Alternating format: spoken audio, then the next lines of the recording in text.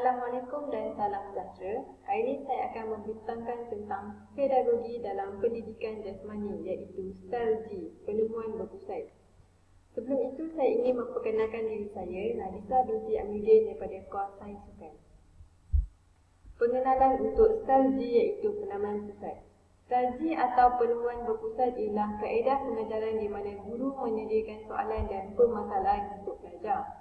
Pelajar perlu mencari satu jawapan yang tepat kepada masalah yang dikemukakan oleh guru. Style pengajaran ini berdasarkan kepada sebab, logik dan pemikiran kritis. Style pengajaran ini memerlukan pelajar untuk mencari jawapan yang betul untuk sesuatu persoalan melalui proses penemuan.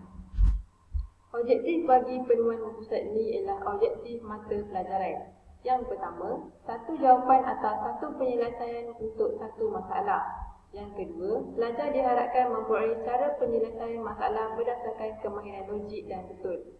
Yang ketiga, membolehkan pelajar memperkembangkan sesuatu prosedur yang mengawal pengurusan kognitif yang membawa kepada penyelesaian masalah atau maklum balas akhir pelajar. Objektif yang kedua ialah objektif perlakuan. Pelajar berupaya untuk mempertahankan jawapan yang diperoleh dengan memberi respon yang betul kepada jawapan. Yang kedua, mempraktikkan kemahiran logik, bertanya dan penyelesaian masalah pada seseorang pelajar.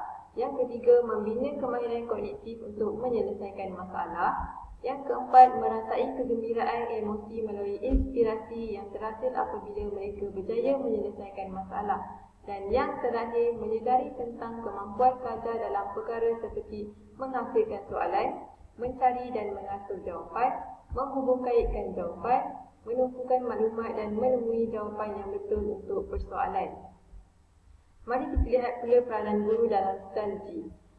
Peranan guru dalam style G ini ialah memilih topik kajian mengikut objektif pelajaran serta kebolehan pelajar, menyediakan alatan yang diperlukan semasa proses pengajaran dan pembelajaran, memastikan pelajar telah memahami apa yang mereka perlu lakukan, membimbing pelajar melakukan aktiviti dalam setiap peringkat, elakkan memberi jawapan atau kesimpulan secara terus, memastikan aktiviti yang dijalankan oleh pelajar sendiri dan mengawasi aktiviti yang dijalankan pelajar, membentuk satu proses pengajaran dan pembelajaran yang konsisten dan sesuai dengan penemuan kediri pelajar untuk mendapatkan penyelesaian masalah. Selain itu, terdapat juga peranan pelajar dalam style G ini, iaitu mengenal pasti bentuk masalah yang wujud iaitu yang telah dikemukakan oleh guru. Pelajar akan cuba menyelesaikan masalah yang diberi dengan idea dan pendekatan sendiri. Pelajar berperanan dominan kerana mereka akan bermula dengan menghampiri aspek kognitif masalah dan logik bertumpu pada jawapan berpusat. Membuat keputusan tentang langkah untuk menemui satu-satu jawapan yang betul untuk soalan atau masalah yang dikemukakan oleh guru.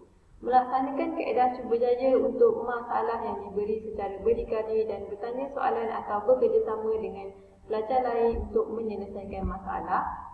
Pelajar dikenaki untuk berfikir secara kritis dan kreatif semasa menyelesaikan masalah. Dan yang terakhir, peranan pelajar dalam fasa pasca impak ialah memastikan penyelesaian atau gerak balas yang diberi adalah betul serta memperbaiki jawapan yang telah diberi. Cara pelaksanaan dalam style G ini ialah terdapat 3 fasa, iaitu fasa yang pertama pra-impak yang terbahagi pula kepada 2, guru dan pelajar. Guru dalam pra-impak ini ialah memberikan masalah kepada pelajar. Arahan yang diberikan berbentuk lisan atau tulisan. Masalah yang diberikan berkaitan dengan objektif pelajaran. Manakala pelajar hanya menerima masalah atau soalan yang diberikan oleh guru sama ada secara lisan atau bukan lisan. Fasa yang kedua ialah impak. Guru memati atau membantu sahaja aktiviti yang dilakukan pelajar. Guru bertindak sebagai pemudah cara dan pelajar pula menyelesaikan masalah mengikut idea mereka, berusaha menyelesaikan masalah dengan memberi idea, menilai dan membuat keputusan tentang cara penyelesaian yang betul. Fasa yang ketiga ialah pasca impak. Guru memberi jawapan dan membandingkan jawapan tersebut dengan jawapan pelajar lain dan menghasilkan rumusan dengan betul, manakala pelajar memastikan jawapan disemak dengan jawapan guru dan memperbaiki jawapan jika berlaku kesalahan. Kelebihan strategi ini ialah guru dapat melahirkan variasi pelakuan pelajar, pelajar dapat menyelesaikan masalah tanpa pengaruh rakan dan guru, memperkembangkan kemampuan pemikiran pelajar kerana style ini memerlukan pelajar untuk menjana pemikiran sendiri dengan kaedah penemuan. Pelajar diberi peluang untuk melakukan penemuan baru tanpa bantuan guru. Pelajar diberi ruang untuk membina ilmu sendiri. Pelibatan pelajar secara langsung dalam proses mencari keputusan dapat memotivasikan pelajar. Pelajar akan merasa seronok dan lebih berkeyakinan apabila berjaya melakukan perkara yang betul. Dapat membentuk domain efektif yang baik dalam diri pelajar, menyebabkan hubungan pelajar dan guru lebih akrab, dan yang terakhir mendorong pelajar berusaha untuk mendapatkan ilmu pengetahuan yang selanjutnya. Manakala, terdapat juga kelemahan atau keburukan dalam melaksanakan strategi ini, antaranya ialah pelajar akan mudah menjadi bosan dengan proses pengajaran dan pembelajaran sekiranya mereka gagal menyelesaikan masalah.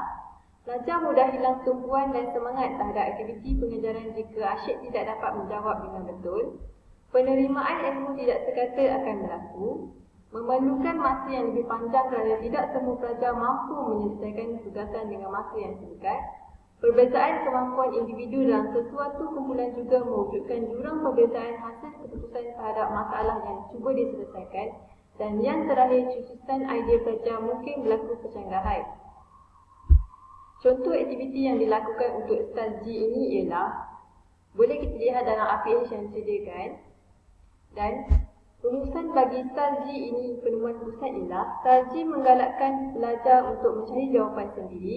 Pelajar bertanggungjawab sepenuhnya terhadap penemuan yang diperoleh dalam membuat keputusan dengan pelbagai cara. Strategi pengajaran ini berpatutan dengan teori konstruktivisme yang menyarankan pelajar membina ilmu pengetahuan sendiri. Sekian sahaja daripada saya. Terima kasih.